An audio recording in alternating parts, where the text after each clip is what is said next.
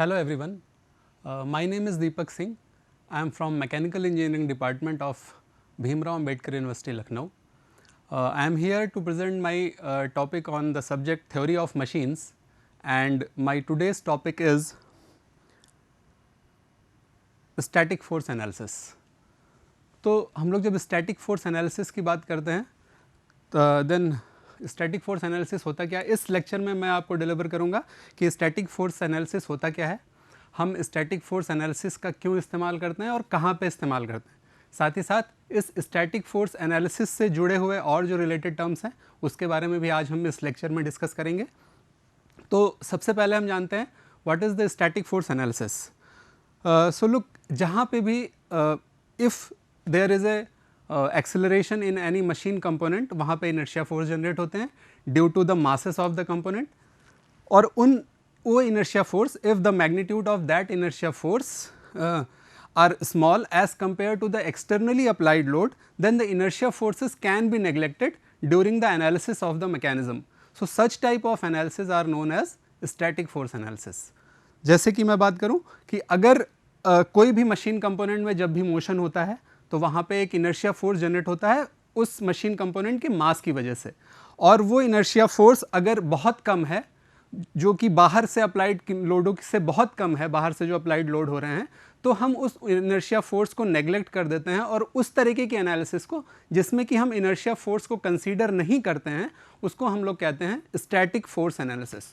ठीक है, for example अगर हम एग्जाम्पल लेते हैं तो एग्जाम्पल के लिए हम बात कर लेंगे लिफ्टिंग क्रेन्स। जो लिफ्टिंग क्रेन्स आती हैं जिसमें हम लोग सामान को ढोते हैं, दैट उन लिफ्टिंग क्रेन्स में the weight of the bucket, जिसमें कि हम लोड को ढोते हैं, the weight of the bucket, the weight of the hook and other static weight loads are quite high as compare to the dynamic forces और dynamic loads due to the accelerating masses. तो lifting cranes के cases में हम कह सकते हैं कि हमारी स्टैटिक फोर्स एनालिसिस ही सही है, क्योंकि उसी के थ्रू हम उसकी एनालिसिस कर सकते हैं। फिर हम बात करें अगर कि हम स्टैटिक फोर्स एनालिसिस का इस्तेमाल कहाँ करते हैं। Look, in the designing of machine component ये बहुत ज़रूरी है कि हम फोर्सेस के magnitude as well as direction के बारे में जानें जो फोर्स उसमें ट्रांसमिट होता है मशीन्स में from input two output.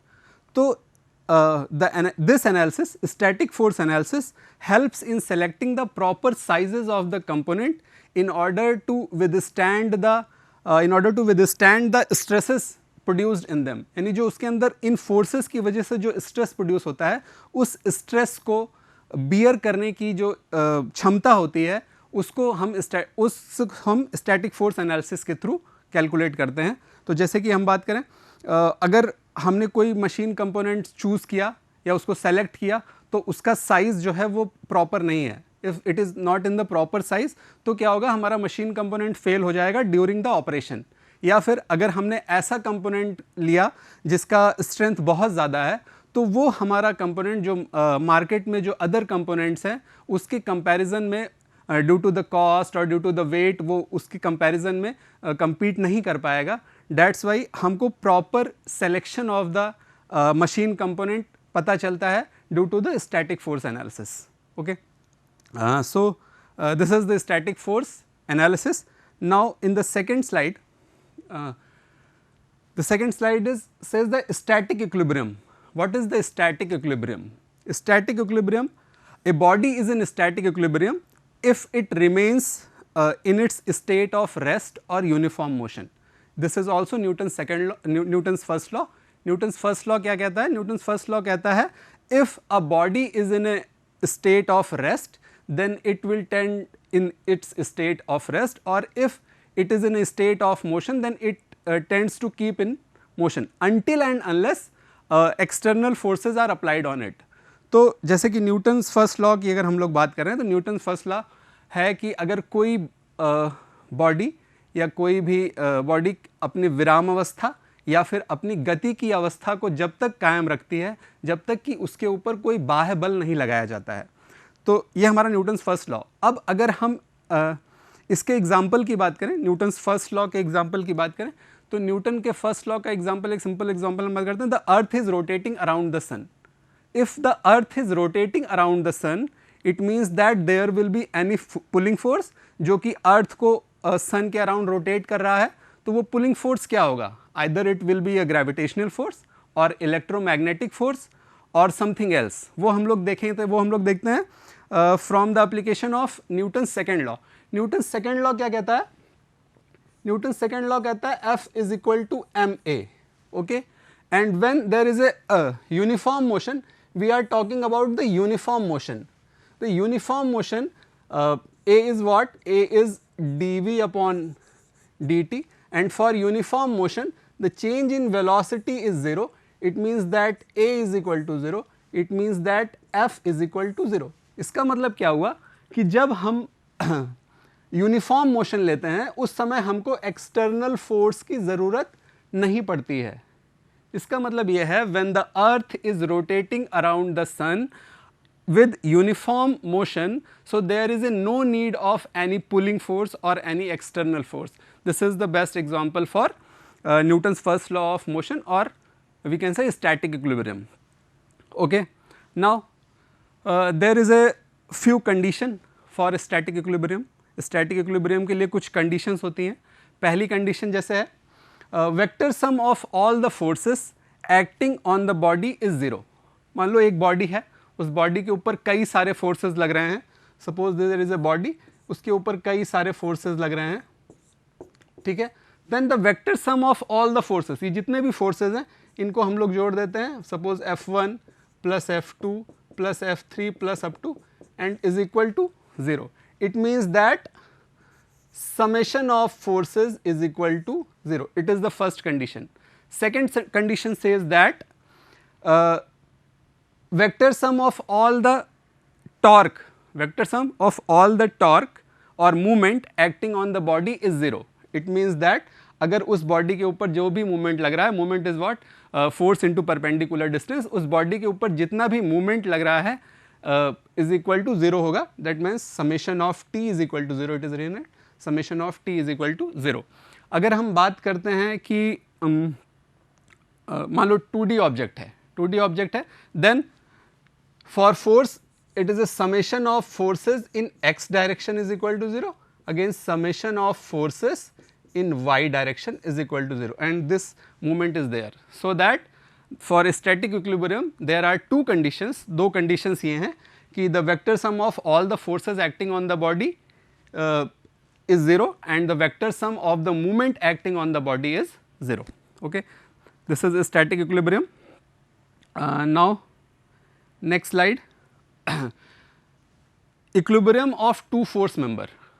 Suppose किसी बॉडी के ऊपर दो फोर्स लग रहा है, तो वो बॉडी कब इक्विलिब्रियम में हो सकती है? A member under the action of to forces will be in equilibrium if, इसकी दो कंडीशन है, इसकी तीन कंडीशंस हैं. पहली कंडीशन कहती है कि the forces are the same, force equal होना चाहिए उसके ऊपर, फोर्स एक लाइन में होने चाहिए, forces along the same line, और third condition is forces are opposite in nature. As shown in this figure, there is a body, in body at point A, इस बॉडी पे ए पॉइंट पे एक force F1 लग रहा है और B point पे एक फोर्स F2 लग रहा है. Then these two forces are equal and they are in opposite sense and they are act along the same line. ये तीनों कंडीशंस फुलफिल कर रही हैं. It means that this body will be in equilibrium under the action of two forces. Okay, suppose any body is like this, one force is acting at like this and another force is like this. तो ये body क्या है, इस body में दो force लग रहे हैं बट वो एक along the same line नहीं है, इसकी लाइन ये है और इसकी लाइन ये है. So this body will not be in equilibrium. Okay, this is the equilibrium of two forces. Now equilibrium of three force member. अब हमारी बॉडी पे तीन फोर्सेस लग रहे हैं, कोई बॉडी है और हमारी बॉडी के ऊपर तीन फोर्सेस लग रहे हैं, तो वो कब इक्विलिब्रियम में होंगी? ए member under the action of three forces will be in equilibrium. इसकी पहली कंडीशन है, पहली कंडीशन कहती है the resultant of the forces is 0. उस बॉडी के ऊपर तीन फोर्स लग रहे हैं, उन तीनों फोर्स का रिजल्टेंट जो है वो 0 होना चाहिए. ठीक है. सेकेंड कंडीशन कहती है the line of action of the forces intersecting at a single point and that point is called point of concurrency. ठीक है, वो तीनों फोर्स एक लाइन एक पॉइंट से पास होने चाहिए, उनका लाइन ऑफ एक्शन, और वो पॉइंट कहलाता है पॉइंट ऑफ कॉन्करेंसी. जैसे कि यहाँ पे हमको दिख रहा है ये एक बॉडी है, इस बॉडी में ए पॉइंट पे एक फोर्स लग रहा है F1, बी पॉइंट पे एक फोर्स लग रहा है F2 एंड सी पॉइंट पे एक फोर्स लग रहा है F3. ठीक है, अगर हम इन फोर्सेस को आगे बढ़ाते हैं तो ये देखो ये आके O पॉइंट पे मीट करते हैं and that point is called point of concurrency. Clear? अब दिस इज ये हमारी सेकंड कंडीशन सेटिस्फाई कर रही है. फर्स्ट कंडीशन के लिए हमको क्या करना पड़ेगा? The resultant of the forces is zero. इस फर्स्ट कंडीशन के लिए हमको एक फोर्स पॉलीगन बनाना है. फोर्स पॉलीगन हम कैसे बनाएंगे? This is F1. इस F1 के पैरेलल में ही हमको एक F1, इस तरीके से हमने F1, इस ये जो F1 है, इस F1 के पैरेलल में हमने ये एक F1 ड्रॉ किया, जैसे कि यहाँ पे दिख रहा है. दिस इज F1 हमने ड्रॉ किया. अगेन F2, F1 के हेड से F2 के टेल को जोड़ना है and again parallel to F2 हमने ये इसको इस तरीके से जोड़ा. This is F1 and this is F2. ठीक है, ये F1 और ये F2. उसके बाद दिस फोर्स इज F3. अब यहां से F2 के हेड से F3 की टेल जोड़ते हुए हमने ये जोड़ दिया और ये हमको मिला क्या? F3. So this is a closed force polygon. Closed force polygon में हम देख रहे हैं कि F3 की हेड F1 के टेल से मिल रहा है. It means that the resultant of force, इसका रिजल्टेंट जो है, resultant of force is equal to 0. ठीक है, यानी इसका रिजल्टेंट जो है वो 0, यानी कि हमारी दोनों कंडीशन सेटिस्फाई हो रही हैं. The resultant of forces is 0 and second condition, the line of action of forces intersect at a point known as point of concurrency. यानी कि वो सारे फोर्स एक पॉइंट से पास हो रहे हैं. ठीक है, अगर हम एक दूसरा फिगर देख लेते हैं, जैसे कि ये एक फिगर है. इस फिगर में ये एक पॉइंट, सपोज ये पॉइंट A है, इस पॉइंट पे फोर्स F1 लग रहा है. ये पॉइंट B है, इस पॉइंट पे फोर्स F2 लग रहा है. और ये पॉइंट C है, इस पॉइंट पे ये फोर्स F3 लग रहा है. और अगर हम इनके लाइन ऑफ एक्शंस को आगे बढ़ा रहे हैं तो हमको दिख रहा है कि F1 and F2 are meeting at point O but F3 is not meeting at point O. It means that कि दो फोर्स तो एक पॉइंट पे मिल रहे हैं लेकिन तीसरा फोर्स पॉइंट पे नहीं मिल रहा है. इट मीन्स दैट हमारी सेकेंड कंडीशन सेटिस्फाई नहीं होती है. तो ये बॉडी जो है हमारी वो इक्विलिब्रियम में नहीं होगी. ठीक है, अगेन किसी भी बॉडी के ऊपर अगर तीन फोर्स लगते हैं तो वो कब इक्विलिब्रियम में होगी? उसके लिए दो कंडीशंस मैंने बताई. पहली condition, the resultant of the forces is 0. Forces का रिजल्टेंट 0 होना चाहिए. दूसरी कंडीशन कहती है the line of action of the force, जो तीनों फोर्स जो हैं उनका लाइन ऑफ एक्शन एक पॉइंट पे मीट करना चाहिए and that point is called point of concurrency. ठीक है, now next slide is now equilibrium of two forces and A torque. अब अगर किसी बॉडी के ऊपर दो फोर्स एक्ट कर रहे हैं, साथ ही साथ एक टॉर्क भी एक्ट कर रहा है, तो उसके लिए क्या कंडीशन होनी चाहिए इक्विलिब्रियम की? इसको हम देखते हैं इस तरीके से कि मान लीजिए ये हमारे पास एक बॉडी है, एक लिंक है. इस लिंक पे हम ये एक फोर्स लग रहा है F1 और एक ये फोर्स लग रहा है F2. ठीक है, तो पहली कंडीशन ये कहती है, साथ ही साथ इसमें एक टॉर्क भी लग रहा है T. ये देखिए एक टॉर्क ये इस तरीके से लग रहा है T in the clockwise direction, और F1 F2 की डायरेक्शन ये है, F1 की डायरेक्शन ये है. तो वो बॉडी जिसके ऊपर दो फोर्स और एक टॉर्क अप्लाई हो रहा है, उसके लिए इक्विलिब्रियम की कंडीशन कहती है the forces are equal. Forces equal होने चाहिए, opposite in nature and parallel to each other. Forces are equal, it means F1 और F2 इक्वल होने चाहिए. अपोजिट इन नेचर, देखो ये इस तरफ मूव कर रहा है और F2 इस तरफ मूव कर रहा है, then opposite in nature and they are parallel. They are parallel. पहली कंडीशन ये फुलफिल होती है हमारी. सेकेंड कंडीशन कहती है the forces forms a couple. Force जो है एक कपल फॉर्म करते हैं which is equal and opposite to the applied torque. जो कि दो फोर्स जो एक कपल फॉर्म करते हैं उन कपल के अपोजिट होता है. जैसे हम यहाँ से देखें, यहाँ से हमको एक टॉर्क मिलता है T is equal to F1 into H and that must be also equal to F2 into H. This H is the distance between what? F1 and F2. ठीक है, then T is equal to F1 into H and is equal to F2 into H. This F1 and F2 form से couple, ये F1 और F2 एक couple form करते हैं.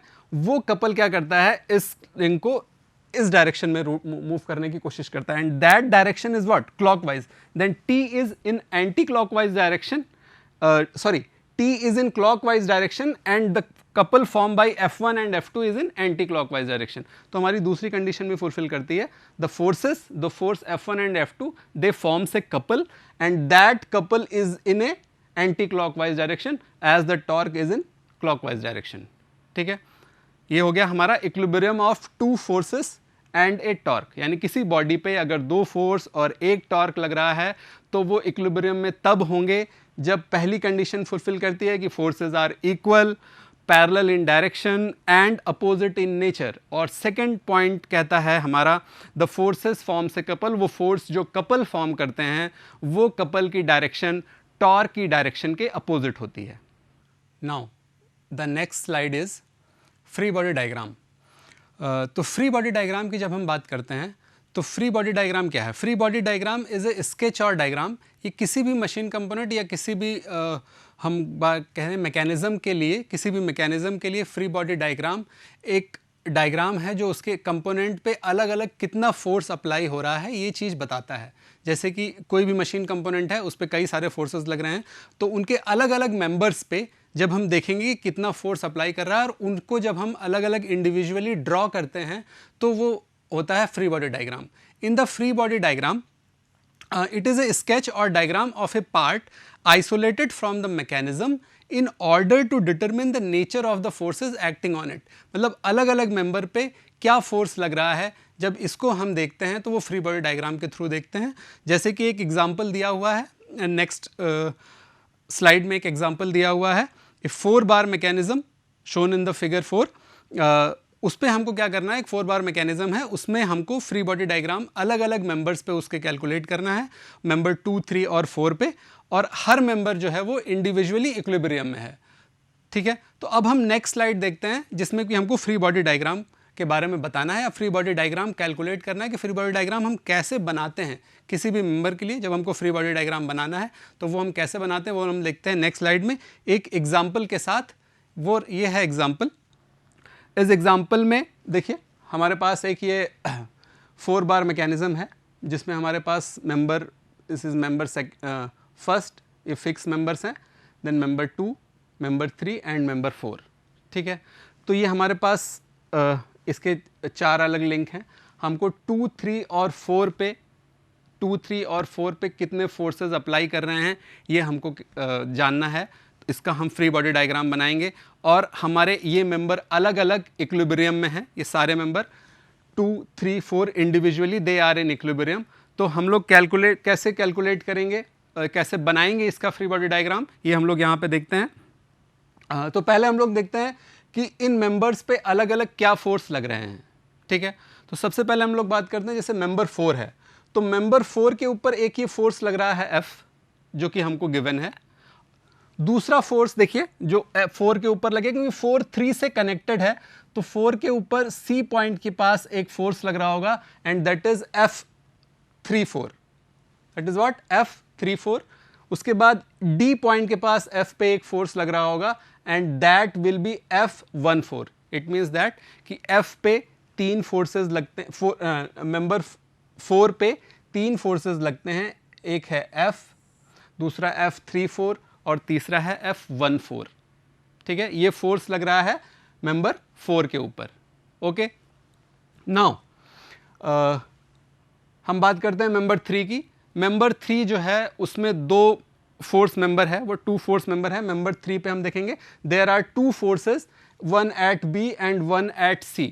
तो जो B पे फोर्स लग रहे हैं, हम B पे देखें तो जो मेंबर 3 के ऊपर फोर्स लगते हैं, B पे जो फोर्स लग रहा होगा वो होगा F23, और जो C पे लग रहा होगा वो होगा F43. ठीक है, इस तरीके से थर्ड मेंबर पे भी 2 फोर्सेस आ गए हैं हमारे. उसके बाद हम सेकेंड मेंबर की बात करते हैं. तो सेकेंड मेंबर पे हम देखें तो सेकेंड मेंबर पे एक तो ये टॉर्क लग रहा है. ठीक है, फिर सेकेंड मेंबर के B पॉइंट पे एक फोर्स लग रहा होगा and that will B F32. First पे यहाँ पे ए पॉइंट पे फोर्स लग रहा होगा, दैट विल बी F12, और एक टॉर्क तो इसके ऊपर लग ही रहा है, यानी इसके ऊपर सेकंड वाले लिंक के ऊपर हमारे पास एक टॉर्क और दो फोर्स हैं। तो अभी जो हमने इक्विलिब्रियम की कंडीशंस पढ़ी हैं, for 2 force member, for 3 force member, for 2 force member and A torque, वो कंडीशंस हम यहाँ पे लगाएंगे और हम फ्री बॉडी डायग्राम बनाएंगे इसके लिए। ठीक है, तो हम देखते हैं।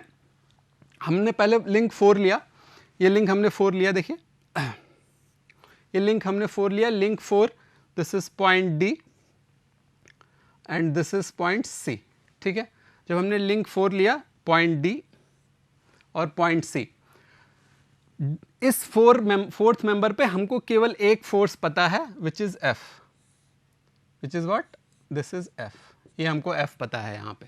ठीक है, बाकी सी पे कितना लग रहा है और डी पे कितना लग रहा है, या कहाँ से लग रहा है, किस डायरेक्शन में लग रहा है, ये हमको कैलकुलेट करना है, हमको निकालना है यहाँ पे। ठीक है, तो देखिए अभी तो हमको इस पे एक ही फोर्स पता है, इसलिए अभी हम सी और डी के बारे में नहीं बता सकते। उसके पहले हमको देखना पड़ेगा member 3, the third member, this is our third member, this is point B and this is point C. ठीक है, तो देखिए बी सी लिंक जो है, या जो थर्ड मेंबर है, the third member is a 2 force member, इस पे 2 फोर्स मेंबर हैं। तो जो 2 फोर्स मेंबर के लिए इक्विलिब्रियम की कंडीशन थी, वो इक्विलिब्रियम कंडीशन ये कहती है कि उस पे लगने वाले फोर्सेस इक्वल होने चाहिए, अपोजिट होने चाहिए और एक ही लाइन के अलोंग लगने चाहिए। ठीक है, तो देखिए इस पे एक फोर्स ये लगा, दिस इज F23, और इधर से लग जाएगा F43। ठीक है, तो दीज फोर्सेज आर, जैसे कि यहां भी दिख रहा है, these forces are F23 opposite in direction and acting along the same line and are equal, so that this link और this member will be in equilibrium. ठीक है, ये हो गया हमारा BC के लिए। अब देखिए जैसे कि हमको C की डायरेक्शन मिल गई, C पे, C इस point is common in 3 and 4, तो जैसे C पे इस डायरेक्शन में जा रहा है, तो वैसे ही C पे यहाँ पे ये इस डायरेक्शन में आएगा, and that force will be F34 and it will meet at F here. ठीक है, ये F को यहाँ पे मिलेगा। तो हम क्या करते हैं कि फोर्स पॉलीगन कंप्लीट करते हैं, और D से जो फोर्स पास करेंगे वो आके हमको यहाँ पे मिल जाएगा इससे, and that will be F14। Okay, so अगर हम इसका फोर्स पॉलीगन बनाते हैं तो ये देखिए फोर्स पॉलीगन इस तरह से बन जाता है। इस F को हम ऐसे ही पैरेलल यहाँ ड्रॉ करते हैं F को। ठीक, देन F34, ये हमने ड्रॉ किया F34, उससे हमने मिला दिया F14 या F14 मिला दिया। It is a closed polygon, it means that the link 4 will also be in equilibrium. हमको मिल गया इस पे सारे मेंबर्स, ये भी इक्विलिब्रियम में होगा। ठीक है, तो हमको 3 पे मिल गया और 4 पे मिल गया। सेकंड वाला देखते हैं हम लोग, ये सेकंड मेंबर है हमारे पास।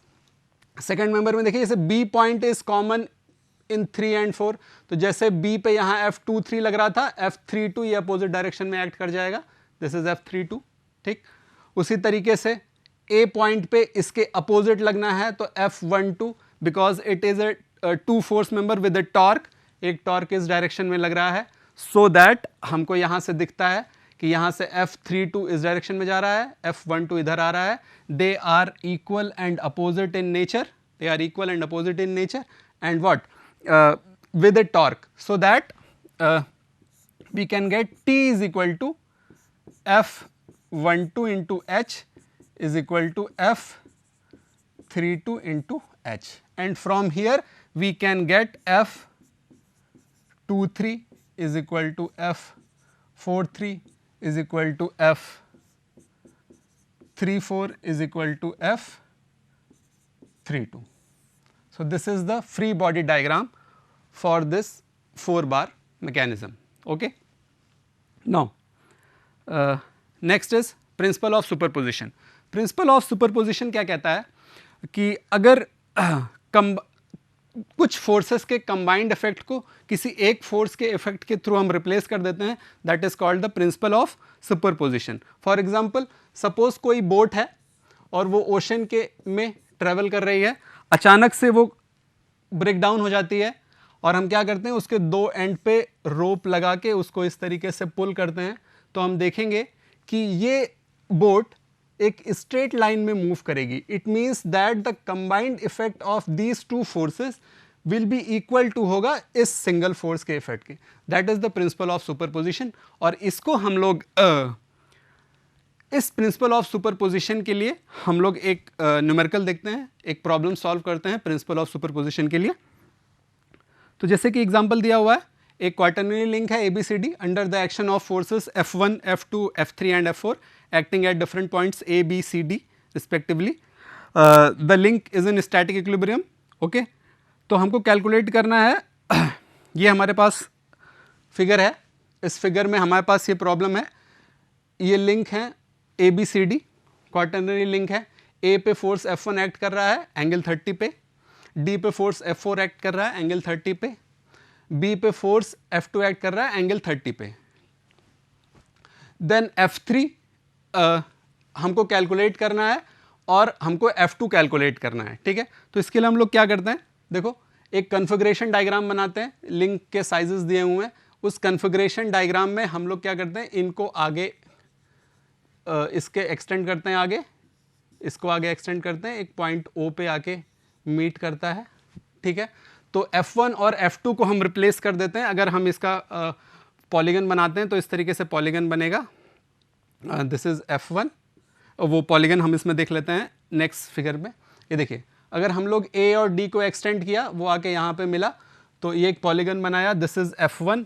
F1 हमने F1 इज 200 न्यूटन, तो हम मान लेते हैं अगर 100 newton is equal to 1 centimetre, तो ये हमारा हो जाएगा 2 सेंटीमीटर का। हमने वहाँ से पेस्ट किया F1, F4 हमने पेस्ट किया, F4 इज़ 300 न्यूटन, तो ये 3 सेंटीमीटर हमने ये बनाया और इसको इससे मिला दिया, ये हमको मिला F को हमने सीधे लाके यहाँ पे पोस्ट किया F, इसको हम आगे हमने एक्सटेंड किया, we will get O dash, फिर हमने इसको मिला दिया, हमको मिला F2, ये हमने F3 यूँ मिलाया, F2 को यूँ मिलाया, इसको हमने कैलकुलेट किया, we will get F2 is equal to 3.84 and 3.80 and F3 is equal to 2.84। और इसको हम जब कन्वर्ट करेंगे यूनिट से, we will get F2 380, F3 284। Okay, thank you.